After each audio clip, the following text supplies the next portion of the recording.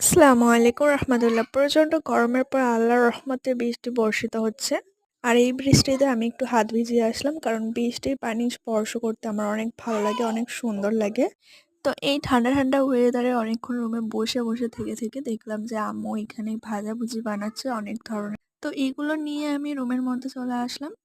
এরকম বৃষ্টি হওয়া বর্ষাকালের বিকালে এগুলো খেতে অনেক ভালো লাগে, অনেক সুন্দর লাগে আমাদের।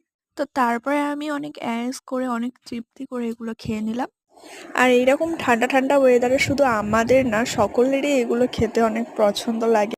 এর আগে আমার একটা ছোটোখাটো ইউটিউব চ্যানেল ছিল। আমারই ভুলের কারণে ওই ইউটিউব চ্যানেলটা কোনো রকমভাবে ডিলিট হয়ে যায়। তো আমি আবার এই চ্যানেলটা নতুন করে ক্রিয়েট করি।